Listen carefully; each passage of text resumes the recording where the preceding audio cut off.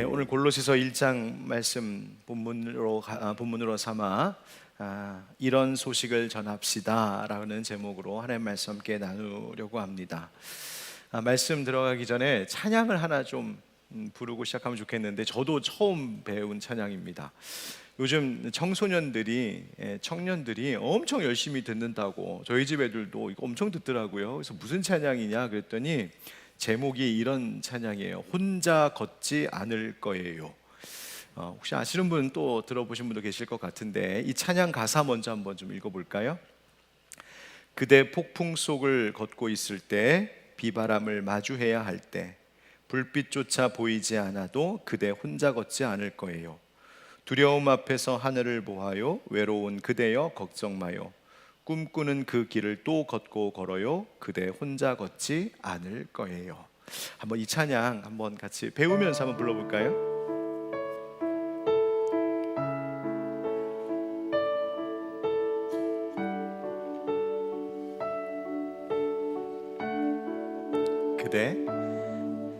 그대 폭풍 속을 걷고 있을 때, 비바람을 마주해야 할 때, 불빛조차 보이지 않아도 그대 혼자 걷지 않을 거예요. 다시 한번. 그대 폭풍 속을 걷고 있을 때,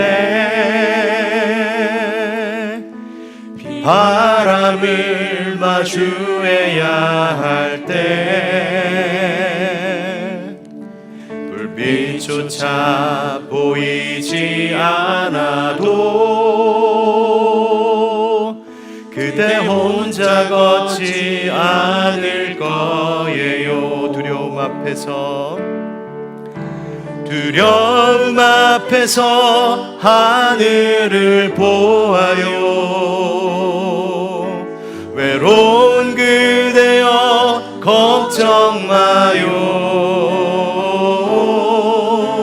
꿈꾸는 그 길을 또 걷고 걸어요. 그대 혼자 걷지 않을 거예요. 우리 다 같이 처음부터. 그대 폭풍 속을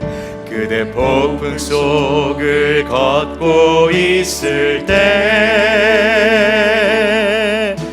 비바람을 마주해야 할 때, 불빛조차 보이지 않아도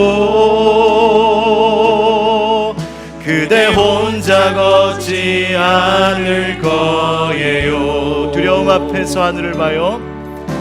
두려움 앞에서 하늘을 보아요. 외로운 그대여 걱정 마요. 꿈꾸는 그 길을 또 걷고 걸어요. 그대 혼자 걷지 않을 거예요. 두려움 앞에서 하늘을 봐요. 두려움 앞에서 하늘을 보아요. 외로운 그대여 걱정 마요. 꿈꾸는 그 길을 또 걷고 걸어요. 그대 혼자 걷지 않을. 한 번 더 부릅시다. 두려움 앞에서 하늘을 보아요. 외로운 그대여 걱정 마요. 꿈꾸는 그 길을 또 걷고 걸어요. 그대 혼자 걷지 않을 거예요. 우리 옆에 계신 분 다시 한번 인사합시다. 그대 혼자 걷지 않을 거예요. 시작. 그대 혼자 걷지 않을 거예요. 여러분, 이 말이 이 가사말이 우리가 서로 주고받는 성도의 형제자매의 고백이고 또 격려이기도 하지만 그보다 먼저 우리 안에 계신 성령께서 우리에게 말씀하고 계신 것인 줄 믿습니다. 외롭지 힘들지 불빛 하나 보이지 않는 캄캄한 인생길 같지 걱정하지 마, 걱정하지 마. 너 외로운 사람 아니야. 넌 외로운 사람 아니야. 내가 너와 함께 있어. 그대여, 내가 같이 걸을 거야. 말씀하신 성령님이 오늘 이 예배 가운데도 함께 하시는 줄 믿습니다. 여러분, 제가 우리 하늘빛 방송에 처음 개척하고 첫 해에 처음 목장을 이제 시작하면서 그때 그 주일에 설교했던 것이 기억이 납니다. 그때 아마도 그때 설교의 제목이 이거였던 것 같아요. 외로운 그리스도인이란 없습니다.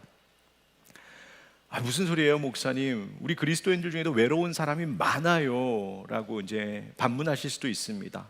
심지어 목사도 외로움을 느낄 때가 있거든요. 그런데 외로운 그리스도인이 없다, 이게 무슨 말일까? 여러분, 그리스도인이라면 외로울 수 없다는 말입니다. 외로워서는 안 된답니다. 교회 생활, 공동체 생활을 함께 하면서도 외로움을 느낀다? 거기에는 뭔가 지금 잠깐 약간의 문제가 있다는 것을 이야기하는 것입니다. 그래서 그리스도인이란, 예수 안에 있는 자들이란, 우리 안에 있는 성령님 때문에 함께하는 믿음 생활하는 형제 자매들 때문에 외로움을 느끼지 않아야 한다. 그런 외로움이 없어야 그것이 건강한 공동체, 건강한 그리스도인이다.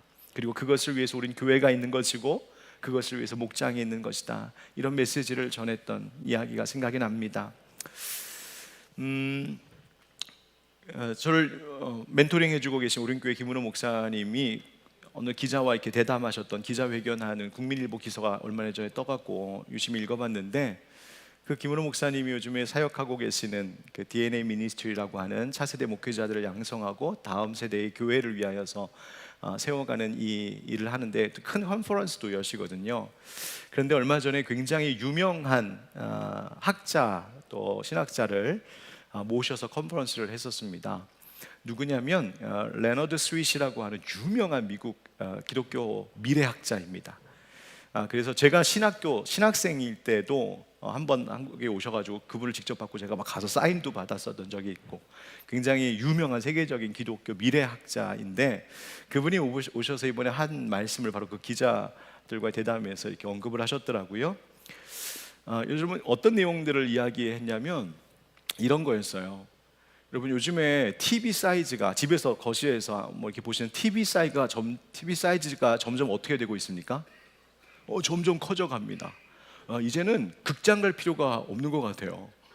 그래서 뭐 저도 뭐 저희 집에 있는 건 아니지만 이렇게 마트나 뭐 이런 데 가서 이렇게 전시되어 있는 TV를 보면 막 TV가 뭐 하여튼 어마어마하게 커갖고, 와, 야, 이거 보면 진짜 하루 종일 빠져들겠다 싶을 만큼 점점 TV는 대형화되고 있습니다. 그런데 반면에 사람들이 또 늘 들고 다니는 건 뭐예요? 스마트폰, 그 조그만 화면 잘 거기에 매여 있습니다. 한쪽에서는 점점점 커져가고 한쪽에서는 점점점 작아져가고, 미래 기독교 교회가 그렇게 될 것 같다는 거예요. 아마도 코로나 시대 이후로 미래 한국 교회도 뿐만 아니라 전 세계 교회는 점점 교회가 대형화되어져 가는 일이 더 많아져서 오히려 대형 교회, 메가처치라고 하는 큰 교회가 더 많아지고 거기 몰릴 거다. 왜? 사람들이 편하거든요. 물론 큰 교회, 대형 교회에 좋은 점도 있습니다. 좋은 시스템과 안정된 모든 사역들, 또 많은 인력과 많은 재정을 가지고 할 수 있는 폭넓은 많은 사역들이 있기 때문에 매력이 있습니다. 네, 좋아요. 그런데 그 교회가 커져갈수록 문제가 있습니다. 사람들이 큰 교회를 찾는 이유가 있습니다. 뭐 좋은 긍정적인 부분도 분명히 있지만 한쪽에는 어떤 동기도 있냐면, 가면 내가 누군지 모르니까. 그걸 소위 익명성이라고 하죠. 내가 가도 누군지 모르고, 내가 빠져도 연락 안 오고, 내가 뭘 안 해도 뭐 하라고 하는 것도 없고, 그냥 마음 편하게 나 개인적으로 그냥 신앙생활하고 예배 드리고, 또 필요한 것 있으면 그때 교회 또 가고 그러면 되지라고 하는 어떤 편의성, 편리주의 이런 것 때문에 그 익명성이 보장되니까 대형 교회를 많이 찾는 경향이 또 있습니다. 그러다 보면 결국 어떤 문제가 생길까요? 믿음 생활하면서도 혼자 하는 겁니다. 군중 속의 외로움이란 말 많이 들어보셨죠? 사람은 많은데 마음이 외로운 거예요. 그리스도인이라면 외롭지 않아야 되는데 외로움이 있는 겁니다. 여러분, 그래서 그런 것이 실은 또 기독교인들은 뭘 찾아가겠어요? 가족 같은 교회를 찾아가는 거예요. 작은 그룹. 그래서 따뜻한 사랑을 경험하고 그렇게 서로 모일 수 있는 그런 가정교회가 점점 또 많아질 거다. 그래서 아마 미래교회는 점점 커져가고 한편으로는 점점 소규모화 되어져가는 가정교회들이 많아질 거다. 이런 미래적 전망을 내놓았더라고요. 많이 공감이 되고 그럴 수 있겠다. 근데 이 목사는 거기서 고민이 됐습니다. 우리 교회는 메가처치는 아닌데, 그렇다고 조그만 소형교회, 작은 가정교회도 아닌데 우리 교회는 어떻게 해야 되지? 하나님 지혜 주셨어요. 좋은 것만 골랐어. 무슨 말씀인지 알겠죠? 여러분, 대형교회는 대형교회대로의 장점이 있습니다. 그렇죠? 그 대형교회의 좋은 점들, 그것을 너 담당하고 있는 교회에서도 하면 되잖아. 성도들이 안정되게 신앙생활 할 수 있게 하고 아주 양질의 교육과 목양을 가능하게 하고 모든 면에 있어서 성도들이 안정감을 느끼고 정말 신앙이 흔들림이 없이 믿음 생활 잘 할 수 있고, 그리고 사역적으로도 폭넓게 많은 것들 할 수 있고 힘을 모으면 되지. 그러면서도 작은 교회, 가정 같은 교회, 따뜻함을 경험할 수 있는 교회, 그런 교회를 꿈꾸면서 우리 함께 가면 되지 않을까? 하나님 주신 지혜가 저는 너무나 놀라웠습니다. 여러분, 우리 하늘빛 강성교회가 목장 사역에 대해서 중요하게 여기는 이유가 바로 여기에 있습니다. 목장이야말로 교회가 정말 가정으로서 익명성이 아닌, 익명성에 묻혀있는 신앙생활이 아닌 그런 신앙생활, 또 화석처럼 굳어져 버린 그런 변하지 않는, 달라짐이 없는, 변화가 없는 신앙생활이 아니라 정말 살아있는 신앙생활, 하나님의 따뜻한 가정 공동체를 경험할 수 있는, 하나님 나라를 경험할 수 있는 대한 공동체. 그게 뭘까?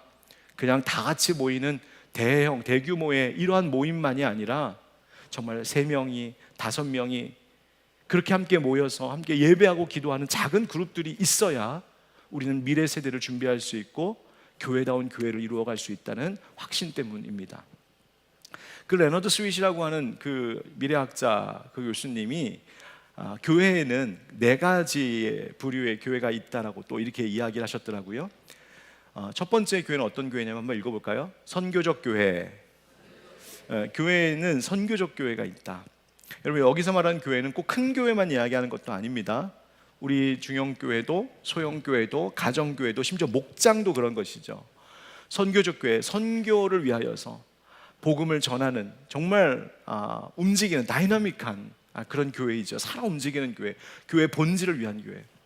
그 다음 목회적 교회가 있다는 겁니다. Ministry Church. 그래서 모여져 있는 성도들을 잘 목양하고 지금 모여있는 성도들을 잘 섬기고 양성해 나가는 이것도 중요한 교회의 한 모습이죠.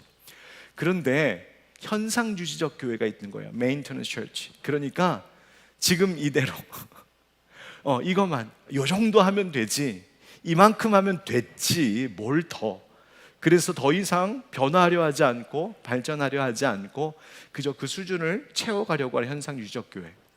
그 다음 가장 마음 아픈 건 뭐냐면 박물관 교회. 여러분, 박물관 가면 죽은 것만 있습니까? 살아있는 것만 있습니까? 죽은 것만 전시되어 있고요, 그냥 산 사람들이 돌아다니면서 구경할 뿐입니다. 여러분, 마치 교회가 그럴 수 있다는 거예요. 교회가 전통과 규율과 관습과 구습에 늘 매여 있고, 내가 늘 경험했었던 그 신앙생활의 영역에 매여 있고, 또 내가 알았던 내 지식과 내 체험에 그거에 국한되어 있고, 마치 내 신앙생활, 내가 교회 생활하는 것이 다 전부고 옳고 이거면 됐다라고 생각하기 시작하면 교회는 진짜 박물관 되어져 갑니다. 여러분, 유럽의 멋진 유럽 여행 혹시 하실 때 멋진 교회 건물들 많이 보셨죠? 저는 제가 이제 예배학을 한 사람이기 때문에 저는 그런 거에 굉장히 관심이 많거든요.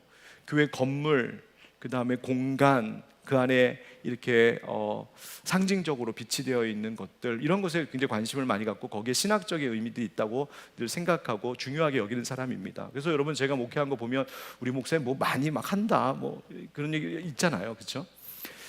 그런데 저는 그걸 하면서도 늘 스스로 조심합니다. 하나님, 이거 박물관 되지 않게 해주십시오. 이거 화석 되지 않게 해주십시오. 여러분, 그게 화석이 되어버리고 정말 구경하는 전시물로 끝나면은 아무 소용이 없습니다. 그거 뭐하러 있겠습니까? 교회가 박물관 되면 안 되거든요. 교회가 죽어 있으면 안 되거든요.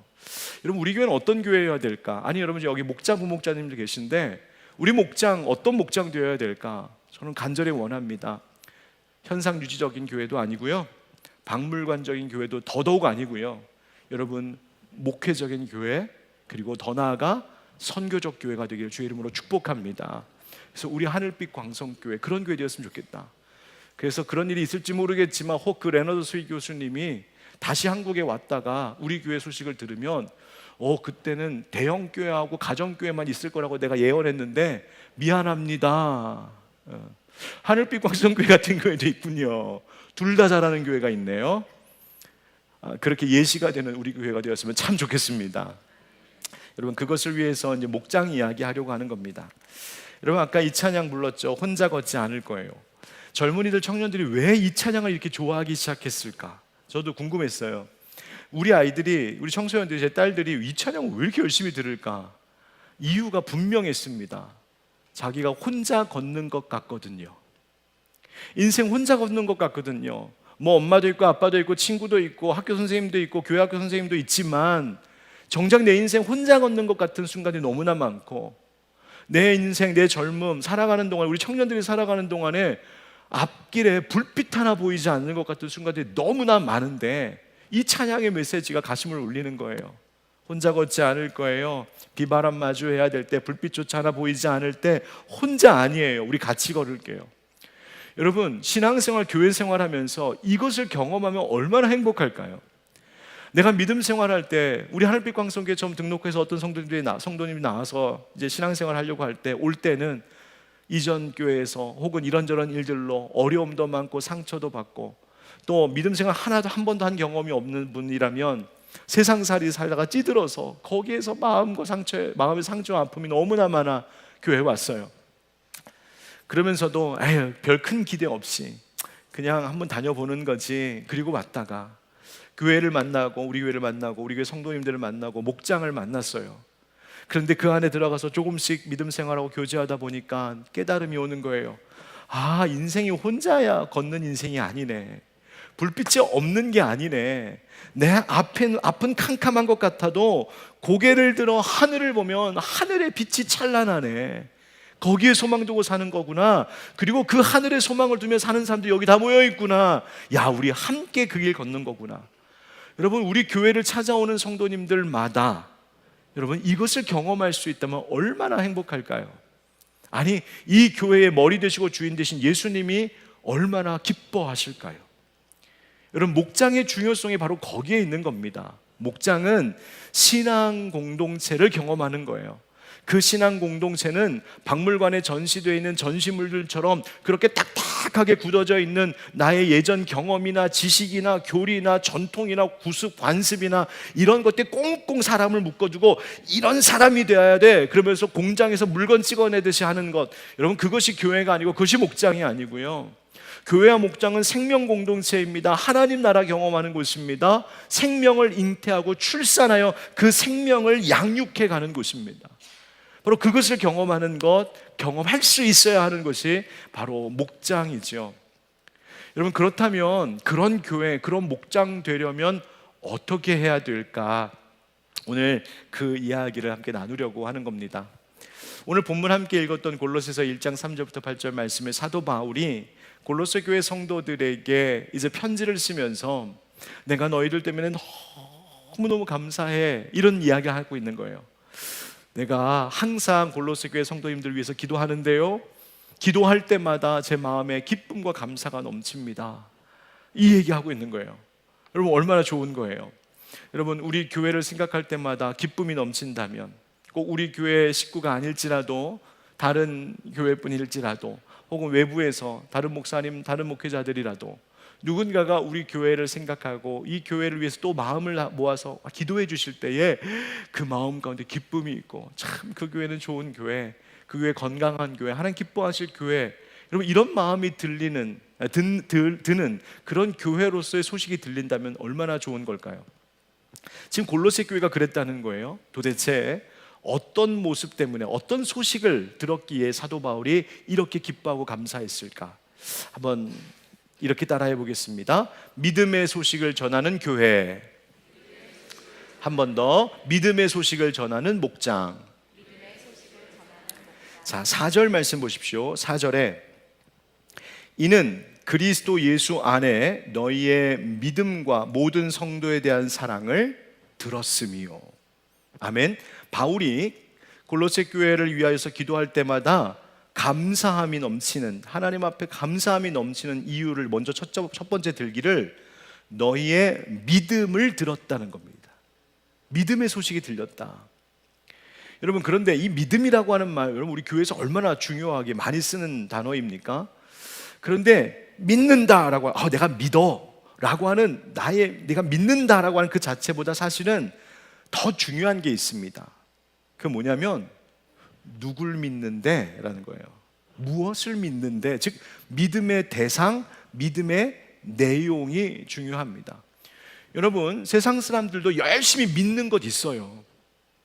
돈을 열심히 벌고 장사하고 사업하고 투자해서 돈을 열심히 벌려고 하는 세상 사람들도 믿는 구석이 있어요. 뭘 믿는 거예요? 돈이 있으면 다 돼. 그거 믿는 거예요.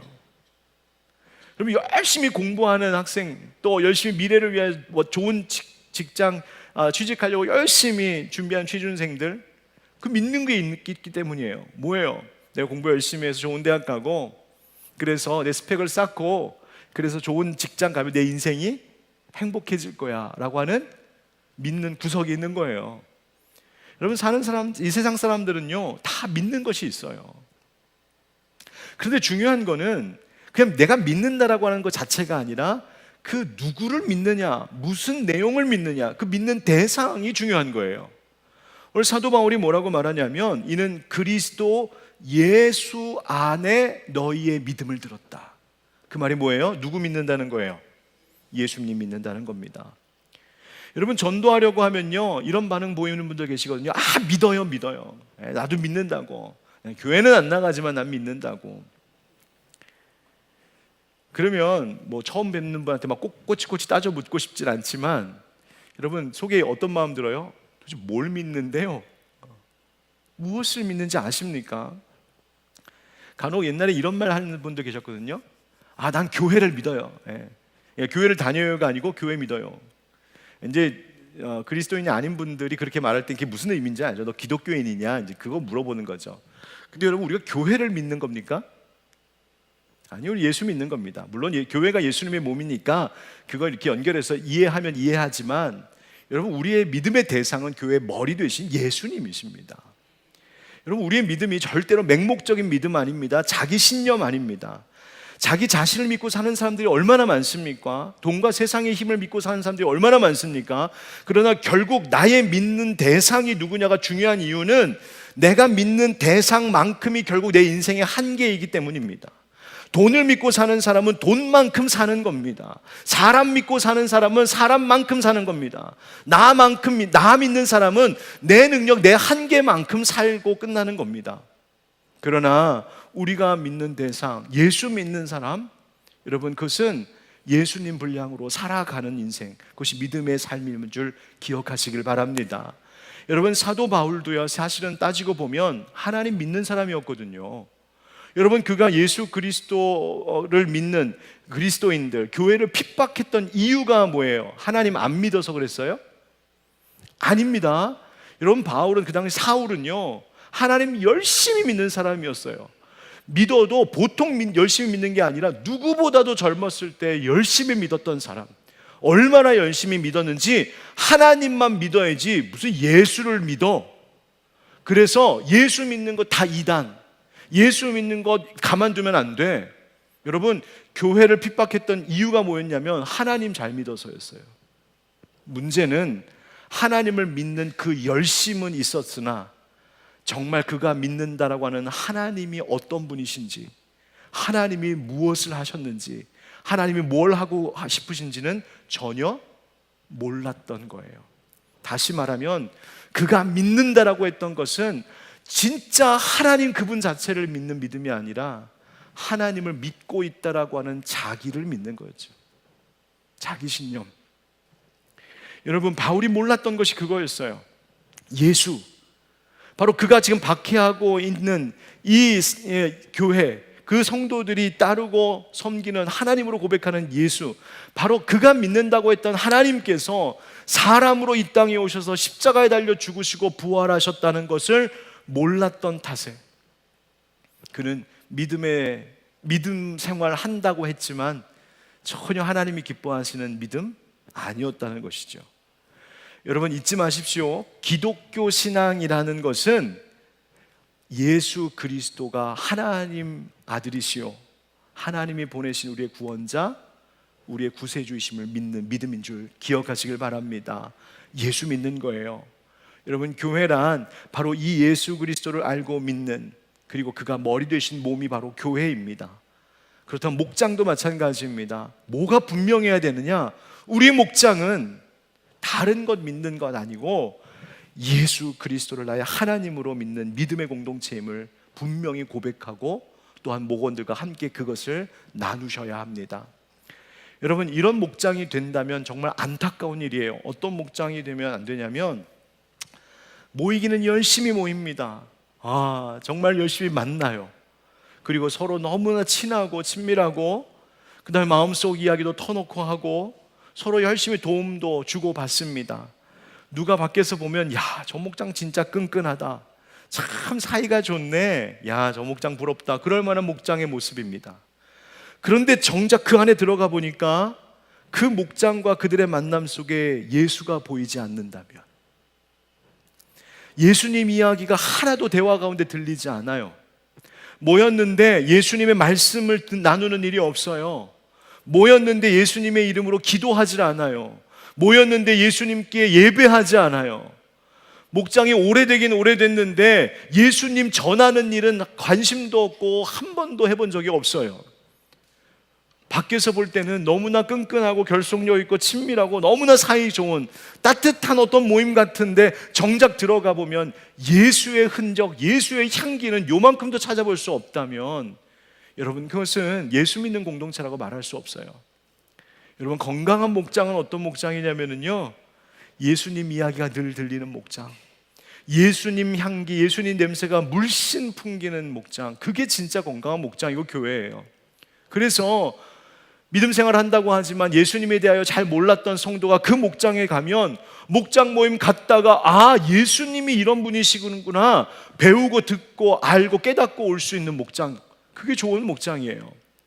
예수님이 누구신지, 예수님이 뭘 하셨는지 내가 지식적으로만 알았지 정말 그 예수님이 내 곁에 계시고 예수님이 정말 날 사랑하시는지 전혀 느낄 수 없었던, 그렇게 무미건조한 신앙생활했던 한 성도가 어느 목장을 갔는데 그 목장의 예배 가운데에서 찬양함 속에서 기도하면서, 그리고 서로 사랑하고 서로 돌보고 사역하면서, 와, 예수님의 사랑이 이런 거구나, 예수님 정말 살아계시네, 예수님 진짜 내 곁에 계시고 우리 모임 가운데 계시고 예수님 내 안에 계시네, 그것을 경험할 수 있게 하는 목장, 그게 건강하고 좋은 목장이에요. 인생의 어려움, 아까 우리 함께 노래 찬양했던 것처럼 인생길 혼자 걷는 것 같고 불빛조차 하나 보이지 않는 깜깜한 밤길 걷는 것 같은 인생길 가고 있는 성도가 목장 식구들 함께 모여서 예수님 이름 부르짖으면서 주여 주여 부르면서 그 예수 이름 의지하여 함께 기도할 때 그곳에서 나를 위해서 기도해 주는 성도들의 사랑을 경험하고 자기도 거기서 기도하는 법을 배우고 거기서 함께 예수 이름으로 기도했더니 응답되는 놀라운 역사를 체험하고 예수님 살아계시는구나, 여기에 계시는구나, 이 목장이 예수님의 몸이었네, 바로 그것을 느낄 수 있는 목장, 그런 교회가 되어야 하는 것이죠. 여러분, 우리 하늘빛 광성교회 하반기 목장이, 그리고 앞으로의 우리 하늘빛 광성교회 이 목장 소그룹이 정말 예수님 이야기가 물씬 들리고 풍기고 예수님 향기 찌하게 맡을 수 있는 그런 교회, 그런 목장, 그렇게 예수님의 이름으로 기도하고 예배하는 목장 되기를 주님의 이름으로 축복합니다. 바로 이것이 바울이 먼저 감사했던 이유예요. 야, 골로새 교회가 예수 믿는 냄새가 나, 예수 이야기가 늘 들려, 예수 잘 믿는 믿음, 그것을 기뻐했다는 거죠. 두 번째, 어떤 소식이 들려왔을까요? 한번 따라하겠습니다. 사랑의 소식을 전하는 목장. 사랑의 소식을 전하는 목장. 여러분, 이 세상 가운데 영원한 것 세 가지 있다고 성경이 얘기하죠. 믿음, 소망, 사랑. 그죠? 네, 믿음, 소망, 사랑. 이것을 기독교의 삼덕이라고도 이야기합니다. 너무 중요한 거죠. 그런데 여기서 사랑이라고 하는 말을 그냥 영어로 하면 뭐 love 이렇게 할 수 있겠지만, 영어 성경에 보면 이것을 뭐라고 번역하기도 하냐면 charity 이렇게 번역합니다. 그러니까 사랑을 charity라고 번역해요. charity가 뭘까? 제가 영국에 유학 시절에 이렇게 길을, 골목, 마을, 동네 가면 이렇게 조그만 상가들 가운데 어느 샵에 이렇게 늘 charity 이렇게 써 있는 데가 있었어요. 저는 그때 저게 뭔가 처음에 그랬어요. 그게 뭐 하는 곳이냐면 자선단체예요. 그러니까 기부하기도 하고, 뭐 아나바다 뭐 이런 것도 하고, 이렇게 해서 기부하고 자선단체의 그런 동네에 이렇게 막 있어요. charity가 뭐냐면 자선, 구휼, 뭐 구제 이런 말이에요. 그러니까 성경에서 믿음, 소망, 사랑이 중요하다고 말할 때 그때의 사랑은 물론 하나님을 향한 우리의 사랑이기도 하지만, 사실 믿음, 소망, 사랑이라고 말할 때 그 사랑이라고 하는 것은 charity, 다시 말하면 형제와 이웃을 사랑하고 돌보는 그 사랑을 이야기하는 거예요. 여러분, 4절 말씀에 이는 그리스도 예수 안에 너희의 믿음을 들었을 뿐만 아니라, 그 다음 뭘 두 번째 들었다고 합니까? 모든 성도에 대한 사랑을 들었으며. 누구에 대한? 성도에 대한. 이걸 정확하게 번역하면 이렇게 번역해야 돼요. 모든 성도들을 향하여 너희가 가진 사랑을 내가 들었다, 이렇게 되어 있어요. 그러니까 그냥 말로만 그런 것이 아니라 이 골로새 교회 성도들은 그 교회 공동체 가운데 있는 다른 형제 자매들을 사랑하는데 그 사랑이 진짜 있었다는 거예요. 너희가 가지고 있는 사랑. 우리말로는 그 번역이 빠졌어요. 너희가 가지고 있는 사랑, 너희에게 그 사랑이 있음을 내가 알았다. 그러면서 바울이 여기서 말할 때 사랑을 헬라어로 우리가 잘 아는 아가페라고 말하거든요. 여러분, 사실 아가페는 누구의 사랑이에요? 하나님 사랑. 하나님 우리에게 무조건적으로 베풀어 주시는 아가페 사랑이라고 말하는데, 지금 이 바울은 이 편지를 쓰면서 골로새 교회 성도님들, 여러분들이 가지고 있는 서로를 향한, 성도들을 향한 여러분들의 아가페를 내가 들었습니다, 이렇게 말하는 거예요. 다시 말하면 당신들 속에 그냥 에로스적인, 필레오적인 사랑만 있는 것이 아니라 하나님 닮은 아가페 사랑이 있으시군요. 제가 그것 때문에 기뻐하고 감사합니다, 그렇게 말하고 있는 거예요. 여러분, 무슨 말입니까? 정말 하나님을 사랑한다는 것은 뭐냐? 내가 나와 함께하는 모든 성도들, 우리 형제 자매들을 진정으로 하나님의 마음으로 사랑할 때에 하나님 사랑도 열매 맺는다는 거예요. 여러분, 우리가 몇 달 전에 주일마다 요한 1서의 말씀을 긴 시간 동안 함께 연속 설교를 통해 말씀 나눴던 거 기억하시죠? 예, 다 까먹었을 것 같아서 반복합니다. 여러분, 요한 1서 뭘 얘기하고 있는가? 세 가지 이야기한다고 해서, 첫 번째, 하나님은 빛이시다. 그래서 하나님을 정말 믿고 경외하는 사람들은 진리의 빛 가운데 늘 거한다. 두 번째, 하나님은 사랑이시다. 세 번째, 하나님은 생명이시다. 우리 다시 한번 복습해 볼까요? 첫 번째, 하나님은 빛이시고, 두 번째, 사랑이시고, 세 번째, 생명이시다. 예, 이것이 요한일서의 주된 골자예요. 그런데 여러분, 그 가운데 요한일서 이제 4장에 가서 보면 하나님은 사랑이시다라고 하는 이 말씀이 가득 차 있어요. 조금 길지만 이 본문을 한번 읽어보겠습니다. 요한일서 4장 7절부터 13절인데 한번 제가 읽어드릴 테니까 여러분 눈으로 따라오면서 마음으로 한번 새겨보세요. 사랑하는 자들아, 우리가 서로 사랑하자. 사랑은 하나님께 속한 것이니 사랑하는 자마다 하나님으로부터 나서 하나님을 알고 사랑하지 아니하는 자는 하나님을 알지 못하나니 이는 하나님은 사랑이심이라. 하나님의 사랑이 우리에게 이렇게 나타난 바 되었으니 하나님이 자기의 독생자를 세상에 보내심은 그로 말미암아 우리를 살리려 하심이라. 사랑은 여기 있으니 우리가 하나님을 사랑한 것이 아니요 하나님이 우리를 사랑하사 우리 죄를 속하기 위하여 화목제물로 그 아들을 보내셨습니다. 사랑하는 자들아, 하나님이 이같이 우리를 사랑하셨은즉 우리도 서로 사랑하는 것이 마땅하도다. 어느 때나 하나님을 본 사람이 없으되 만일 우리가 서로 사랑하면 하나님이 우리 안에 거하시고 그의 사랑이 우리 안에 온전히 이루어지느니라. 그의 성령을 우리에게 주심으로 우리가 그 안에 거하고 그가 우리 안에 거하시는 줄을 아느니라. 아멘. 여러분, 사도 요한이 무슨 얘기합니까? 아까 말씀드린 대로 우리 성부 하나님은 사랑이십니다. 이거 선포하고 있어요. 그걸 어떻게 알 수 있습니까? 증거가 있습니다. 무슨 증거요? 바로 그의 독생자이신 예수 그리스도를 우리를 위하여 화목 제물로 내어주셨습니다. 그분이 이 땅 가운데 십자가 지시고 우리의 죄를 다 담당하시고 죽으신 것, 그게 바로 하나님 사랑의 증거입니다. 예수 십자가 위에서 하나님의 사랑이 입증되었습니다. 그런데 그 다음 이야기하는 게 뭐냐면, 그런데 예수 그리스도께서 하늘로 승천하신 후에 그러면 이제 우리에게는 사랑이 없어, 하나님 사랑이 더 이상 없는 겁니까? 아니라는 거예요. 이제는 성령으로 우리 안에 거하신다고 말하고 있어요. 성령으로, 우리 안에 성령을 주심으로 그가 우리 안에 거하시는 줄을 아느니라. 성령님께서 우리 안에, 이 예배하는 곳 가운데, 우리의 교회 안에, 여러분들의 목장 속에 성령님이 함께 거하심이 하나님의 사랑의 증거라는 거예요. 자, 그런데 이 외침이 여기서 끝나는 것이 아니라 20절 말씀을 한번 같이 읽어보겠습니다. 20절 시작. 누구든지 하나님을 사랑하노라 하고 그 형제를 미워하면 이는 거짓말하는 자니 보는 바 그 형제를 사랑하지 아니하는 자는 보지 못하는 바 하나님을 사랑할 수 없느니라. 아멘. 우리에게 예수 그리스도를 보내주신 그 하나님, 우리를 위하여 이 땅에 오신 예수님, 그리고 우리의 모임 안에 거하고 계신 성령님을 사랑한다면 뭐 해야 된다는 겁니까? 서로 사랑해야 된다는 거예요. 왜? 하나님은 영이셔서 하나님은 우리의 눈에 보이지 않는다. 그러니 내가 하나님 사랑합니다, 우리 교회가, 우리 목장이 하나님 사랑합니다, 백날 외쳐봐야 그거 어떻게 알 수 있느냐는 거죠. 그것을 입증할 수 있는 것 있다. 하나님도 그러지 않았느냐? 하나님도 당신의 사랑을 우리에게 입증하기 위하여 예수를 내어주시는 실천, 사랑의 실천이 있었다. 그렇다면 우리도 보이지 않는 영이신 하나님 진짜 사랑한다면 우리도 그 사랑을 보이는 실천이 있어야 되는데, 어떻게 사랑하느냐? 바로 서로 사랑하는 것이다. 이 외침을 갖고 있는 거죠.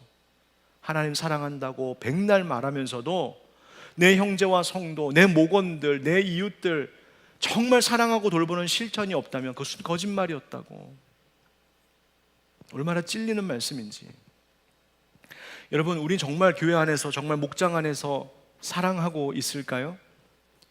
여러분, 사랑이 무엇이냐고 묻는다면 눈물의 씨앗이라고. 여러분, 사랑이 뭐냐고 묻는다면 우리 기독교는 뭐라고 말해요? 사랑은 오래 참고. 사랑은 오래 참는 것. 이 사랑이 오래 참는다는 것이 얼마나 중요한지 제일 먼저 이야기하시고요, 중간에도 한번 이야기해요. 사랑은 모든 것을 참는다. 그 다음에 얼마나 중요한지 끝에도 얘기해요. 사랑은 모든 것을 견디느니라. 사랑은 참고, 모든 것을 또 참고 기다리고 견디는 거랍니다. 여러분, 하나님께서 여기 이제 목자, 부목자님들 계신데 얼마나 귀하고 감사한 분들인지 몰라요. 그런데 여러분, 하나님께서 여러분을 목자로서, 부목자로서 기름 부어 세우시면서 하나님 바라셨던 것이 뭘까요? 뭘 기대하셨을까요? 내가 지금 5명의 목원을 너에게 맡겨 10명으로 배가시켜, 부흥시키고 성장시켜서 여러 목장을 만들어서 이 하늘빛 광성교회가 잘 성장하는 데에 이바지해. 하나님 그거 기대하셨을까요? 또 너무 아니요 그러면 또 곤란하긴 한데, 그게 먼저는 아니었어요. 물론 중요해요. 잘 양육해서 그 목장이 배가 되고 분가하고 그래서 교회가 정말 성장하는 데에 우리 목장이 한 역할을 감당한다면 그거 얼마나 중요한 일이에요. 귀한 일이죠. 그런데 사실 그거보다 더 먼저 원하시는 것이 있었어요. 그게 뭐냐면, 내가 사랑하는 내 양들 너한테 맡기니까 좀 사랑해 줄래? 잘 좀 사랑해 줄래? 그거잖아요. 그러면 그 사랑이 뭔가요, 하나님? 사랑은 오래 참는 거야. 사랑은 모든 것을 견디는 거야. 모든 걸 기다리는 거야. 여러분, 하나님께서 우리에게 목양의 사명을 맡기셨을 때에 하나님이 기대하고 바라시는 것은 그 한 영혼 한 목원을 끝까지 참고 기다리고 견뎌주는 인내이며 눈물입니다. 얼마 전에 한 목자가 저를 찾아왔어요. 그리고 속에 있는 이야기를 털어놓으시더군요. 지난 한 학기 또 작년 목장 사역하면서 힘들었던 이야기, 괴로웠던 이야기 이제 털어놓으신 거예요. 목장 이래서 너무 목사님 힘들어요. 내 마음이 너무 힘들다고. 그래서 이제 목장을 다시 시작해야 되는데 그것 때문에 마음이 두렵다는 거예요. 어렵다고. 뭐가 그렇게 힘드세요? 여러분, 목장, 일반적인 목장에는 소위 삼무라고 하는 것이 있습니다. 세 가지가 없어요. 변화도 없고 반응도 없고 소식도 없고. 예, 변화도 없고 반응도 없고 소식도 없고. 여러분, 목장이 막 이렇게 되면 목자가 지치죠. 당연히 어려워요. 달라지질 않는 거예요. 목원들이 변하질 않아요. 처음이니까 그렇다고 치지만 이게 시간이 가면서 그 목장 돌보고 목원들 돌보는데 하나도 변화가 없으면 내가 무능력한 목장가 이런 생각하게 됩니다. 또 뭔가 조금 변화가 되는 것 가다가 또 무슨 일 조금 있으면 또 금방 또 확 다운돼 가지고 헤매고 방황해요. 이게 여러분들 회복시키는 데는 엄청 길고 오랜 시간이 필요하지만 한 번 무너지는 거는 순식간이거든요. 작은 사람의 말 한마디에 그냥 완전히 무너지기도 하는 것이 우리의 연약한 유리 같은 깨지기 쉬운 것이 우리 심령이에요. 그래서 잘 양육해서 돌봤는데 그냥 교회의 어떤 일 혹은 개인적인 가정의 어떤 일 때문에 그냥 한순간에 모든 게 다 무너져 버리면, 이 일이 계속 반복되면 이 목장은 마음이 어려워져요. 때로는 마음이 조급해지기도 하고요. 이 모든 게 다 자기 탓같이 느껴져요. 내가 목자 괜히 맡았나 보다. 나는 목자로서의 재능도 달란트도 은사도 없는데 이거 그냥 얼결에 잘못 맡았나 보다. 우리 목사님이 잘못 날 세우셨나 보다. 이런 생각 들기 시작해요. 그러나 여러분, 그 목자에게 정말 원하시는 것이 뭐였을까요? 제가 그분에게 이 이야기를 한 거예요. 집사님께 하나님이 목자로 집사님을 세우시면서 정말 원하신 게 뭐였을까요? 앞서 말한 것처럼 막 그 인생이 변화되고, 그래서 잘 되고, 그래서 가정도 막 다 잘 되고, 그 다음에 그런 소문이 나서 막 목장이 막 부흥하고 배가고, 하나님 그거 기대하셨을까요? 아니에요. 하나님이 집사님에게 목자의 사명을 주어 기름 부으시고 그 영혼들을 맡기실 때 하나님의 마음, 하나님의 바람은 단 한 가지예요. 그분 위해서 눈물 흘려달라는 거였어요. 그분을 위해서 기도해달라는 거였어요. 그분이 가는 그 길에 외롭지 않도록 곁에서 그저 함께 걸어가 달라는 거였어요. 그렇다면 집사님 지금까지 잘하신 거예요. 집사님 실패한 것 아니에요. 집사님 잘하셨어요. 집사님 그분 때문에 눈물 흘리셨죠. 잘하셨어요. 그분 때문에 마음이 괴롭죠. 그게 예수님 마음이에요. 그분 때문에 기도하셨죠. 그분 때문에 지금 저 찾아오신 거잖아요. 그러니까 집사님 목자 잘하고 계신 거예요. 여러분, 오늘 여기 모여 계신 분들에게도 똑같은 말씀 드리고 싶습니다. 여러분, 목장 사역하면서 힘드시죠? 여러분, 그게 왜 힘든지 아세요? 사랑하니까 힘드신 거예요. 사랑하지 않으면 관심 없어요. 사랑하지 않으면 소식이 안 와도 별로 관심 없어요. 사랑하지 않으면 변화되지 않아도 별로 답답하지 않아요. 급하지 않아요. 사랑하니까 그런 거예요. 사랑하니까 속상한 거고요. 사랑하니까 답답하고요. 사랑하니까 때로는 밉기도 하고요. 사랑하니까 애태우게 되는 것이거든요.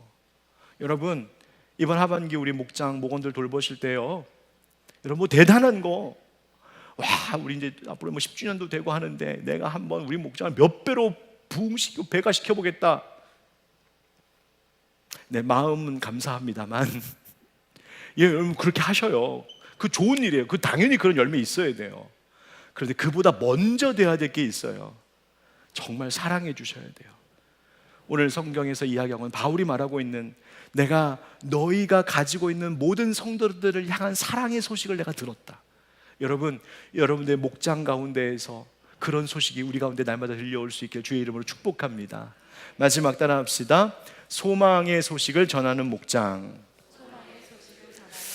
자, 그 다음 이제 바울이 뭐 때문에 감사하고 기뻐하다고 말하냐면 5절을 보십시오. 5절에 너희를 위하여 하늘에 쌓아둔 소망으로 말미암음이니 곧 너희가 전에 복음 진리의 말씀을 들은 것이라.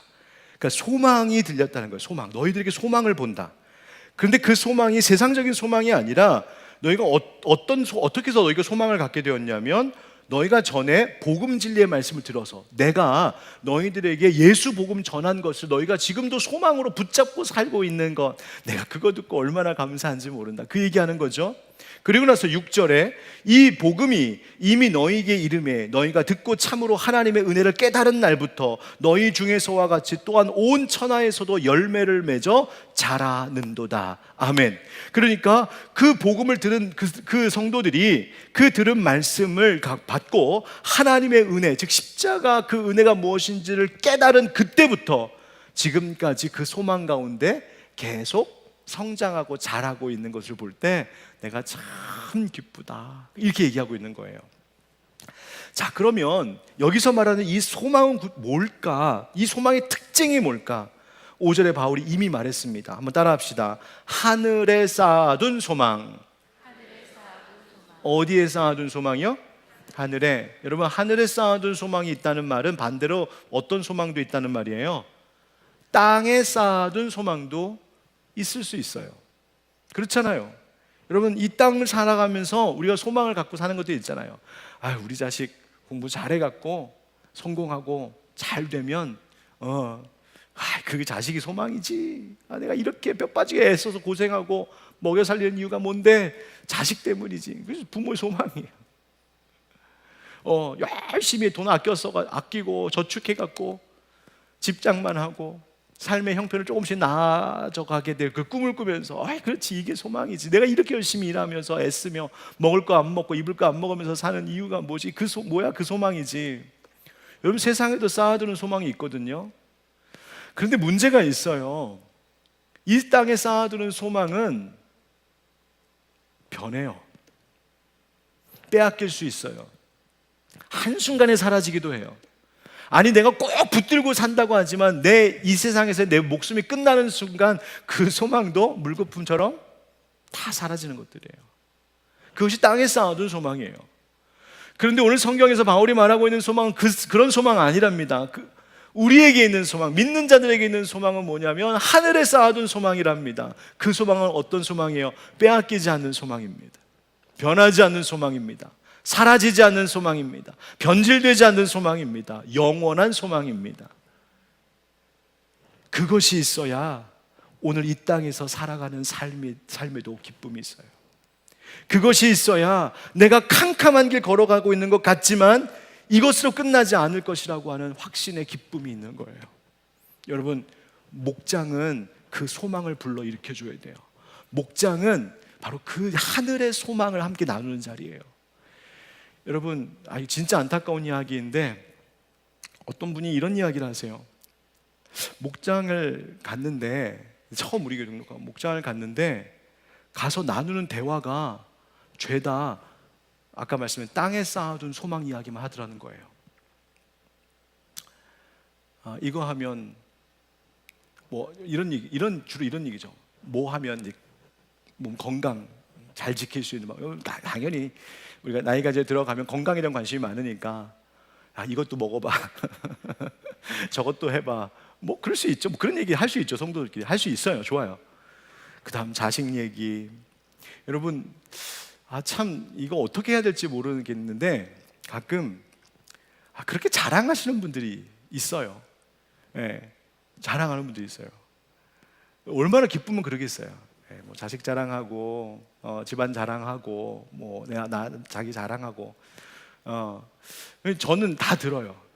그리고 너무 좋으시겠다고 그래서 축하드린다고도 얘기하고 잘 됐다고 얘기하고 너무 좋겠다고 부럽다고도 얘기하고 저는 해요. 그런데 믿음이 이제 우리 교회 처음 이제 나왔거나 처음 이제 신앙생활 하시는 분들은 그런 얘기를 들으면 마음이 불편해져요. 내가 이런 얘기 들으려고 교회 왔나? 내가 이런 얘기 들으려고 목장 활동하나? 여러분 그런 거 아니잖아요. 목장에서 내가 경험돼야 되는 것은 하늘에 쌓아둔 소망이에요. 아, 나만 이렇게 힘든 줄 알았는데 저분도 그렇게 힘들었구나. 나만 이런 상처가 있는 줄 알았는데 저분도 그런 더한 상처가 있었구나. 그런데도 어떻게 저렇게 웃고 감사하고 기뻐하며 행복하게 살지? 이유가 있었네. 저분에게는 하늘에 쌓아둔 소망이 있었네. 그러면 나도 그 소망 갖고 살아야지. 여러분 이 일이 이루어져야 되는 곳이 목장이에요. 여러분 마가복음 6장뿐만이 아니라 사복음서에 보면 공통적으로 이 복음서 기자들이 소개하고 있는 예수님의 기적이 하나 있는데 이게 뭐냐면 오병이어 기적이에요. 그런데 이 오병이어의 기적의 내용을 가만히 보면 이런 겁니다. 수많은 사람들이 예수님 앞에서 가르침을 받다가 해가 저물었어요. 배가 고파요. 먹을 것이 없어요. 제자들이 뭐라고 말했냐면 예수님 이제 보내시지요. 흩어 보내시지요. 가서 알아서 사 먹든지 뭐 집으로 가든지 이제는 여기서 끝내야 됩니다. 이 얘기를 한 거예요. 그 제자들의 관점에서 뭐냐면 지금 해가 저물고 시간도 많이 되고 사람들이 배 쫄쫄 굶고 있는데 우리는 저 사람들 다 먹일 수 있는 음식이 없잖아요. 그러니까 다 흩어보내서 알아서 각자 도생하게 합시다. 그 얘기한 거죠. 그런데 예수님 그때 뭐라고 말씀하시냐면 아니다라고. 아니다. 왜 흩어보내? 아니야. 대신 뭐라고 말씀하시냐면 너희에게, 우리에게 있는 것이 뭔지를 한번 봐라. 우리 지금 뭘 가지고 있는지 봐라. 있긴 뭐가 있어요? 아무것도 없지. 그래도 있는 거 한번 찾아보라는 거예요. 그랬더니 뭐가 있는 걸 발견했어요? 물고기 2마리와 보리떡 5개. 택도 없는 거예요. 그 사람들 먹일 때 택도 없어요. 그런데 예수님은 뭘 주목하셨냐면 각자 알아서 살아가도록 하는 인생으로 버려두신 것이 아니라 없지만 있는 거야. 그 있는 것 가지고 우리 한번 해보자. 있는 것 가지고 우리 한번 해보자. 여러분 예수님의 목자는 예수님의 관점을 가지셔야 돼요. 여러분 우리 목장 너무 연약하고 나도 은사도 없고 뭐 내가 목자로서 리더십이 있는 것도 아니고 성경 지식도 없고 여러분 그런 생각하세요? 그래서 그냥 다 흩어보내고 나 목자 그만두고 다 흩어보내서 우리 모두들 각자 도생하면서 자기 믿음 생활 잘하라고 내버려 둘까요? 예수님의 관점과 방식은 그것이 아니었다니까요. 아니야. 흩어지면 안 돼. 우리 모여서 우리에게 있는 것 보자. 여러분 목자 여러분들 가운데 있는 것 있습니다. 다른 것 아니라 여러분 가운데 예수 그리스도께서 함께하고 계심을 믿으시기 바랍니다. 그 복음이 있음이 우리에게 진짜 풍요로움이에요. 거기부터 출발하는 거예요. 예수님께서 그 오병이어를 드시고 하나님 앞에 감사 기도하신 다음에 나누시는데요. 나누시기 전에 뭘 했냐면 성경에 보니까 이렇게 말하고 있어요. 때를 지어 무리를 앉게 하셨다고요.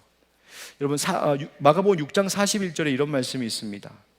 예수께서 떡 5개와 물고기 2마리를 가지사 하늘을 우러러 축사하시고 떡을 떼어 제자들에게 주어 사람들에게 나누어 주게 하시고 또 물고기 2마리로 모든 사람에게 나누시매. 그러니까 예수님이 하신 일이 뭐였냐면 사람들을 먼저 때로, 즉 많은 사람들, 수천 명의 사람들이 모여 있는데 이 사람들을 그룹으로 나누어 앉게 하셨어요. 어떤 무리는 50명, 어떤 무리는 100명 이렇게 그룹으로 앉게 하셨어요.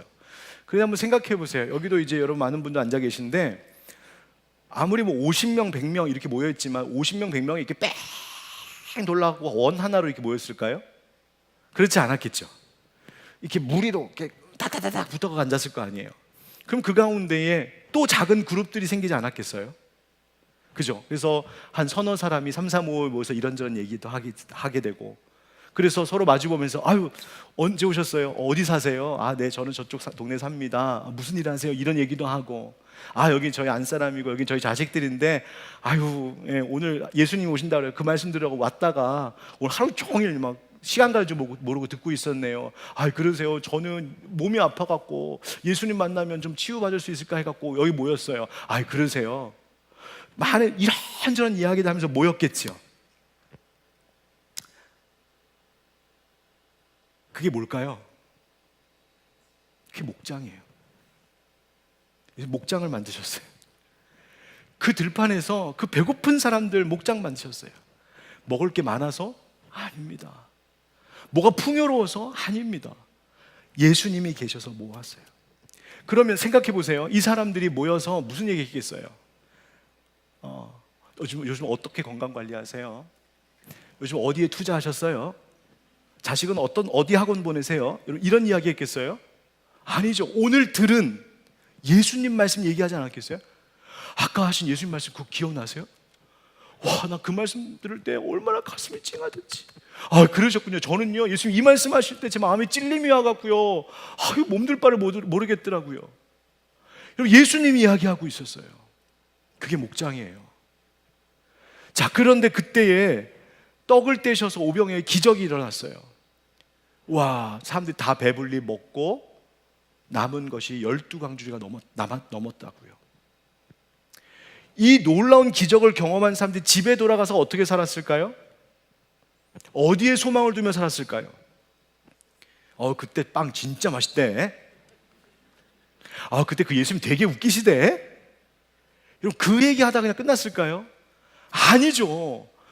그 오병이어의 기적을 경험한 사람들은 그 이후로 집으로 돌아가고 일터로 돌아가서 어려운 일이 있을 때마다, 배고플 때마다, 부족한 게 있을 때마다, 몸이 아플 때마다 누구에게 소망을 두었겠어요?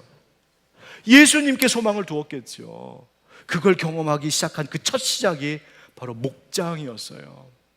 여러분, 저는 우리 하늘빛 광성교회가 그런 목장 되기를 주의 이름으로 축복합니다.